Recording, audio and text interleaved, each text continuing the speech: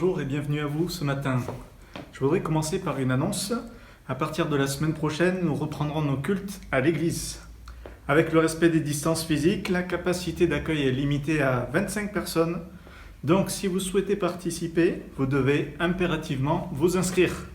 Et vous pourrez le faire à l'adresse suivante www.églisemoissac.fr/reprise des cultes. Une fois le nombre atteint, les inscriptions suivantes compteront pour la semaine d'après. Alors comme tout le monde ne pourra pas être là, nous réfléchissons à une solution pour retransmettre en direct le culte, autant par vidéo que par audio. En tout cas, on vous tiendra informé de cela. En attendant, je vais laisser l'équipe de Louange et Pierre nous conduire dans quelques chants pour élever et glorifier le nom du Seigneur. Soyez bénis. Quand je sonde l'univers, les astres que tu as créés, les océans, les mers, tout me révèle ta majesté. Alors mon âme veut s'écrier de tout mon cœur. Je veux chanter, alors mon âme veut s'écrier de tout mon cœur. Je veux chanter, oh Dieu, tu es infiniment grand, éternel puissant, roi majestueux. Oh Dieu, tu es infiniment grand, éternel puissant, roi majestueux.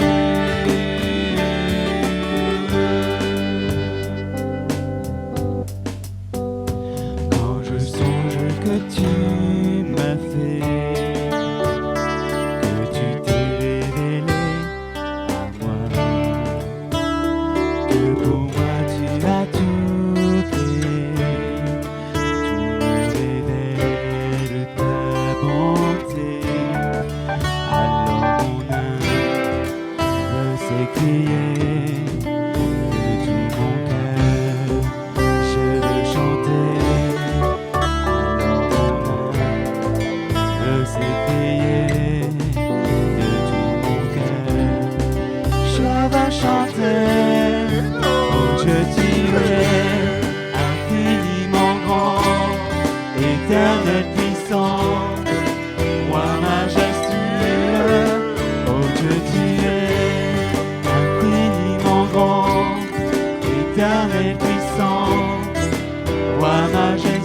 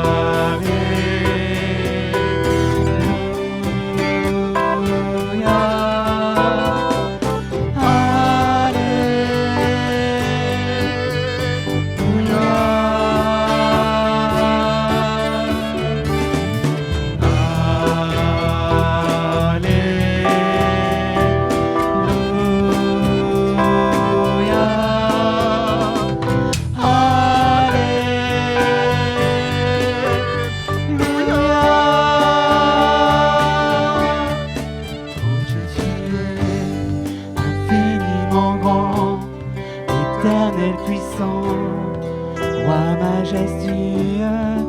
Oh Dieu, tu es infiniment grand, éternel puissant, roi majestueux.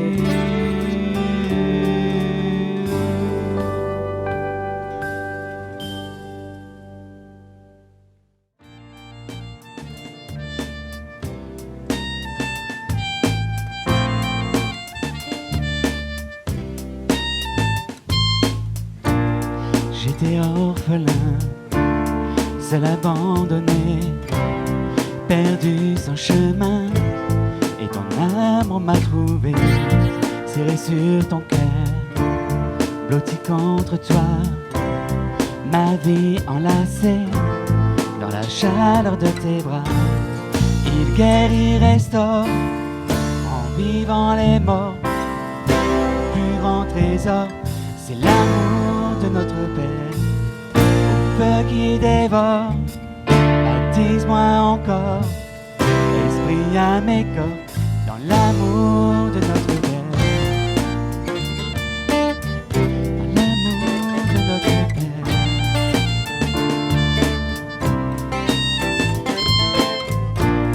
J'étais orphelin, tu m'as adopté, saisi par ta main, tu m'as donné un foyer, de nouveaux vêtements, une bague au doigt. Tu transformes les mendiants en enfants du roi des rois. Il restaure en vivant les morts. Mon plus grand trésor, c'est l'amour de notre Père, au feu qui dévore. Baptise-moi encore, esprit à mes corps, dans l'amour de notre Père. Il guérit, restaure, rend vivant les morts. Mon plus grand trésor, c'est l'amour de notre Père, au feu qui dévore. Baptise-moi encore, esprit à mes corps, dans l'amour de notre Père. Ouragan de tendresse, océan de sagesse, joie jusqu'à l'ivresse, c'est l'amour de notre Père. C'est un lion qui rugit, un torrent qui jaillit, douceur et furie, c'est l'amour de notre Père. Volcan de compassion, tempête d'affection, confiance et passion, c'est l'amour de notre Père. Le Fils venu sur terre, sa mort les bras ouverts, splendeur et mystère, c'est l'amour de notre Père. Il guérit, restaure, rend vivant les morts. Mon plus grand trésor, c'est l'amour de notre Père, au feu qui dévore. Baptise-moi encore, esprit à mes corps, dans l'amour de notre Père, dans l'amour de notre Père.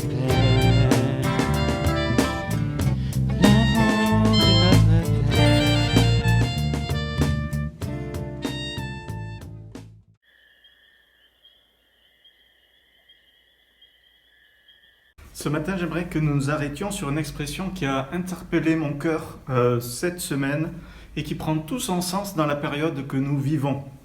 Cette expression, c'est « la nuit vient ». Alors bien sûr, il n'est pas question de la fin de la journée, mais dans le contexte biblique, c'est une autre façon de parler de la fin des temps. Et justement, l'analogie est faite avec la journée, qui est bien ensoleillée, bien éclairée, mais qui est suivie par la nuit, par ce moment de ténèbres, ce moment d'obscurité. Nous vivons des événements marquants dans notre histoire, mais nous savons que la nuit vient sur le monde. C'est-à-dire que des temps encore plus obscurs sont prévus et sont annoncés par la parole de Dieu. Il y a un exemple concret qui se trouve dans cette parole du Seigneur, qui a dit à ses disciples en parlant de la fin des temps, ou en tout cas des temps proches de la fin, « Il y aura des pestes ». C'est-à-dire, il y aura des maladies contagieuses. Alors notre pays et même notre monde sont secoués par la maladie contagieuse du Covid-19. Mais ce que l'on peut dire, c'est que ce n'est pas fini. Et il y en aura d'autres, et peut-être même pire. Alors quand on dit la nuit vient, c'est pas pour faire le prophète de malheur, c'est pas pour qu'on soit dans la peur, c'est pas pour qu'on soit dans l'angoisse, mais au contraire, c'est de trouver dans la parole de Dieu, face à cette réalité que la nuit vient, trouver dans la parole de Dieu l'assurance et les bonnes attitudes qu'il faut avoir. En fait, avec la Bible, on va répondre à la question « Que faire quand la nuit vient ?» Eh bien, quand la nuit vient, il faut le prier, il faut crier et s'agenouiller, il faut briller et travailler, et puis il faut veiller et se dépouiller. On va commencer donc avec cette réalité que quand la nuit vient, il faut le prier. Il faut prier notre Seigneur. Et ça sera comme un texte d'introduction dans Luc, chapitre 24, verset 29. Il s'agit des disciples d'Emmaüs, mais ils le pressèrent en disant « Reste avec nous, car le soir approche, le jour est sur son déclin. » Et il entra pour rester avec eux. Le jour est sur son déclin, le soir approche, autrement dit, la nuit vient. La nuit venait pour ses disciples fatigués du chemin. Ils avaient fait la route de Jérusalem à Emmaüs, mais surtout ils étaient fatigués moralement, attristés, déçus, frustrés, parce que leur Seigneur, leur Maître était mort. Mais la rencontre avec cet inconnu qui a partagé leur route, qui les a accompagnés, a tout changé. Et après coup même, ils vont témoigner, notre cœur ne brûlait-il pas au-dedans de nous lorsqu'il nous parlait en chemin et lorsqu'il nous expliquait les Écritures. Voyant la nuit venir et que cet homme paraît vouloir aller plus loin, ils vont faire quelque chose, ils vont le prier, ils vont lui demander de rester avec eux. La meilleure chose à faire quand on discerne que la nuit vient, c'est de demander à Jésus de rester avec nous. C'est de prier que sa présence nous fortifie, que sa parole réchauffe notre cœur, glacé peut-être par le désespoir ou par la réalité, la prise de conscience que notre monde va mal. D'ailleurs, le résultat de la présence du Seigneur avec eux, par la suite, il est clair au verset 30. Pendant qu'il était à table avec eux, il prit le pain et après avoir rendu grâce, il le rompit et le leur donna. Alors leurs yeux s'ouvrirent et ils le reconnurent, mais il disparut de devant eux. Ils le reconnaissent précisément au moment où il rompt le pain. C'était le signe de son corps brisé. C'était le rappel de la croix, de son amour pour eux, de sa grâce, de son pardon. Il n'y a pas de plus grand réconfort face aux ténèbres de la nuit que la paix de la croix. Voilà ce dont nous avons besoin quand la nuit vient. C'est nous souvenir de ce que le Seigneur Jésus a fait et de nous souvenir que maintenant sa présence nous est acquise. Alors prions-le, demandons-lui de nourrir nos cœurs, de fortifier nos âmes et surtout d'ouvrir nos yeux pour qu'on discerne les temps dans lesquels nous sommes. Quand la nuit vient, il faut aussi crier et s'agenouiller. On va préciser cela avec le passage dans Ésaïe 21. Ésaïe 21, verset 11. Oracle sur Douma. On me crie de Séhir. Sentinelle, que dis-tu de la nuit? Sentinelle, que dis-tu de la nuit? La sentinelle répond, le matin vient et la nuit aussi. Si vous voulez interroger, interrogez. Convertissez-vous et revenez. Pour bien comprendre ces versets, il faut les replacer dans leur contexte. Il s'agit d'une prophétie qui concerne le pays d'Édom. C'est un pays voisin d'Israël, peuplé par les descendants d'Édom. C'est un autre nom d'Ésaü, le frère de Jacob. Et ce que l'on remarque, c'est que Ésaïe change le nom d'Édom en celui un petit peu différent, mais tout proche, de Douma, pour désigner cette contrée comme le pays du silence. Parce que Douma, ça veut dire silence. Parce que la nuit règne dans ce pays. Il y a un temps obscur sur le pays d'Édom. D'ailleurs, tous les petits États voisins de la Palestine, qui étaient à cette époque, ils étaient écrasés par les Assyriens. Il n'y avait que le royaume de Juda qui demeurait intact. Donc, on voit un peuple qui est déjà dans la nuit et qui crie, qui cherche à savoir si les choses vont s'arranger pour lui. Alors, il s'adresse à la sentinelle. Il tourne ses regards vers Juda et vers le prophète Ésaïe. C'est une parole pour quelqu'un qui vit une période sombre aujourd'hui. Il est déjà dans la nuit. Il connaît les temps de silence où rien ne semble bouger, rien ne semble changer. Certes, ce n'est pas la nuit de la fin des temps, mais c'est déjà une nuit éprouvante, pleine de ténèbres. Alors cette personne doit entendre ce conseil. Il faut qu'elle crie. Pas physiquement, mais intérieurement. Pas les décibels, mais le cri de la foi. Ce cri, c'est la preuve d'une prise de conscience que la situation a trop duré. Ce cri, c'est aussi un appel à l'aide vers le ciel. Les Édomites se tournent donc vers le prophète de Jérusalem, mais nous, aujourd'hui, nous pouvons crier directement vers le Seigneur. Et quel que soit l'endroit où nous sommes sur la terre, le Seigneur nous entend. Essayons de décrypter maintenant la réponse mystérieuse qui est donnée. La sentinelle répond, le matin vient et la nuit aussi. Donc par la bouche de son prophète, Dieu annonce un temps d'accalmie, annonce de l'espoir. Après la nuit que vous êtes en train de connaître, il va y avoir le matin, il va y avoir la journée, il va y avoir la lumière. Mais il n'oublie pas de préciser que si le matin vient, il y a la nuit qui arrive encore. C'est-à-dire qu'il va y avoir une situation peut-être encore pire que celle qu'ils connaissent. Alors pour Édom, ça s'est traduit avec un temps de paix relative, suivi par la domination des Chaldéens, des Perses et des Romains, jusqu'à ce que ce nom disparaisse de l'histoire. Pour nous, la nuit vient sur notre monde. Ce que nous connaissons aujourd'hui, ce n'est que le commencement des douleurs, a dit le Seigneur. Alors écoutons le conseil divin jusqu'au bout. Si vous voulez interroger, interrogez. Ça veut dire que vous avez le droit de vous poser des questions sur l'existence, sur la vie, sur la mort, sur ce que nous vivons. Vous êtes même invité à le faire. Mais dans le silence de la nuit, c'est souvent beaucoup plus facile de réfléchir. Les épreuves sont parfois le seul moment où nous pouvons prendre le temps de réfléchir. Nos épreuves viennent parfois de nos mauvais choix. Pas toujours, mais parfois.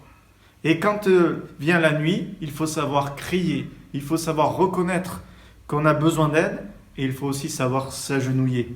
S'agenouiller, ça veut dire reconnaître que celui qui est devant nous est plus grand et qu'il a sûrement des réponses à nous donner. Convertissez-vous et revenez. Voilà le conseil numéro 1. Convertissez-vous, c'est-à-dire tournez-vous vers Dieu. Faites de lui votre sauveur et votre Seigneur. S'agenouiller, c'est reconnaître la grandeur de l'amour de Dieu et choisir de lui obéir. Dans les nuits de nos épreuves, crions, demandons au Seigneur son aide, agenouillons-nous devant lui et marchons dans l'obéissance au son de sa voix. Quand la nuit vient, il faut aussi briller et travailler. C'est ce que nous dit le Seigneur dans Jean chapitre 9, verset 1. Jésus vit en passant un homme aveugle de naissance. Ses disciples lui firent cette question. Rabbi, qui a péché, cet homme ou ses parents pour qu'il soit né aveugle? Jésus répondit, ce n'est pas que lui ou ses parents aient péché, mais c'est afin que les œuvres de Dieu soient manifestées en lui. Il faut que je fasse, tandis qu'il est jour, les œuvres de celui qui m'a envoyé. La nuit vient, où personne ne peut travailler. Mais pendant que je suis dans le monde, je suis la lumière du monde. Pour une même situation concrète, il y a la vision humaine, celle des disciples, et puis il y a la vision divine, celle du Seigneur. Les disciples cherchent un coupable. C'est à cause de qui que cet homme est aveugle? Mais Jésus, lui, il voit une occasion favorable. Il voit une opportunité pour une action de Dieu et aussi pour une leçon aux disciples. Pour Jésus, la nuit est synonyme de la fin de son ministère terrestre. La nuit va venir où il ne pourra plus travailler. Alors il ne pourra plus travailler comme il avait pu le faire quand il était présent sur la terre, mais il va continuer de travailler. C'est lui qui bâtit son Église et il va continuer de travailler par son Saint-Esprit et par ses disciples et le témoignage de ses disciples. La nuit de la mort viendra pour nous tous un jour. Mais en attendant, nous devons travailler. Tout ce que ta main trouve à faire avec ta force, fais-le. Parce qu'après, ça sera trop tard. Et c'est exactement ce que le Seigneur est en train de dire. Nous devons faire les œuvres que Dieu a préparées d'avance. Parce que la nuit vient où nous ne pourrons plus les faire. Et nous devons aussi briller. Jésus a dit qu'il était la lumière du monde pendant qu'il était dans le monde. Non pas qu'il ne cesse d'être la lumière, mais il cesse de briller directement. Maintenant qu'il est retourné vers son Père, après sa résurrection et après son ascension, maintenant il brille, mais il brille au travers de chacun d'entre nous. Maintenant, c'est à nous d'être la lumière du monde. C'est lui-même qui nous l'a dit, vous êtes la lumière du monde. Quand nous avons la foi en lui, quand nous portons dans notre cœur sa lumière, nous devenons la lumière du monde. Alors brillons, portons sa lumière à ce monde qui s'enfonce peu à peu dans les ténèbres et travaillons, cherchons les opportunités pour que la grâce de Dieu se manifeste et œuvrons pour notre Seigneur.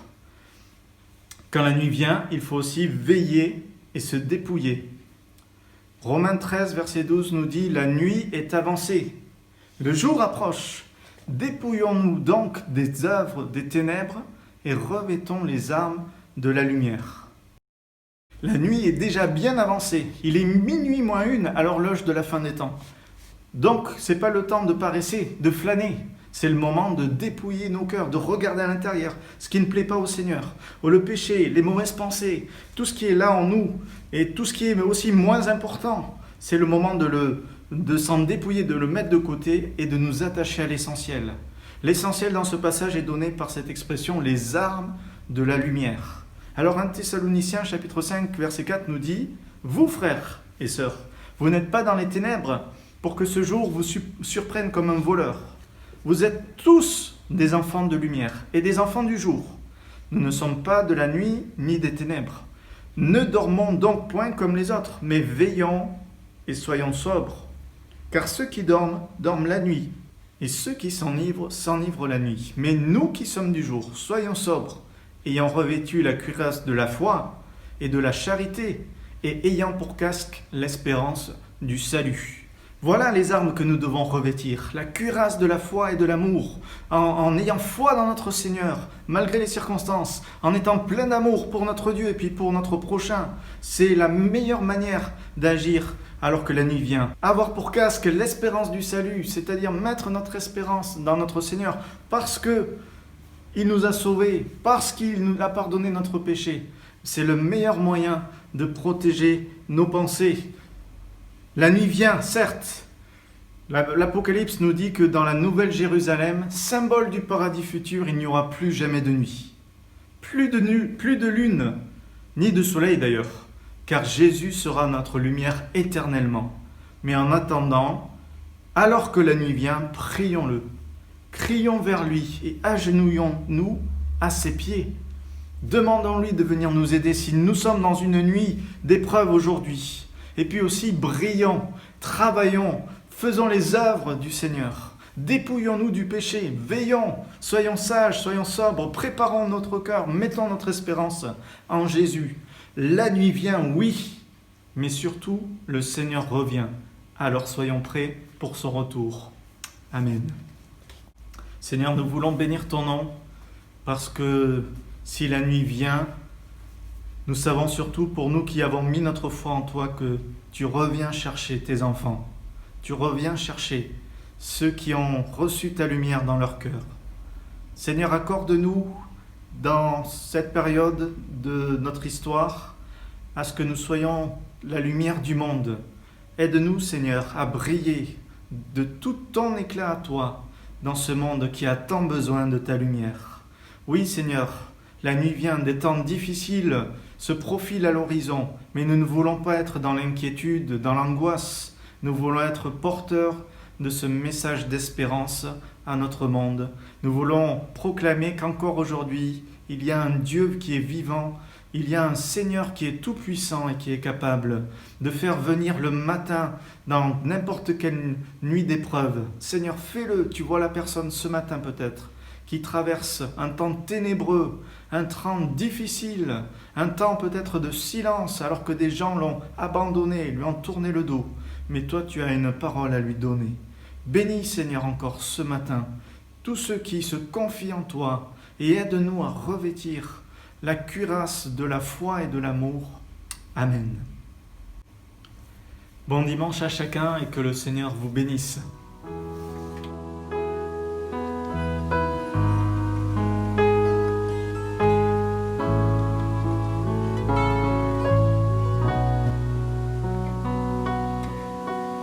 Au-delà des océans,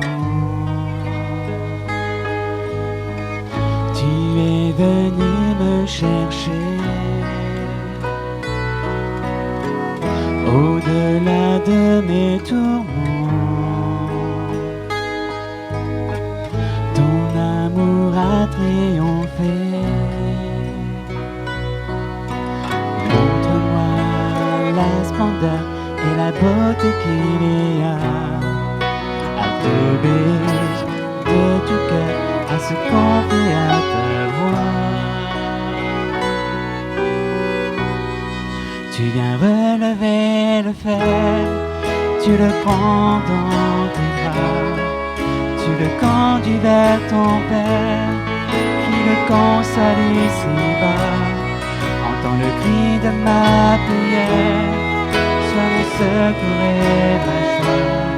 Passer de l'ombre à ta lumière, j'ai mis mon espoir en toi.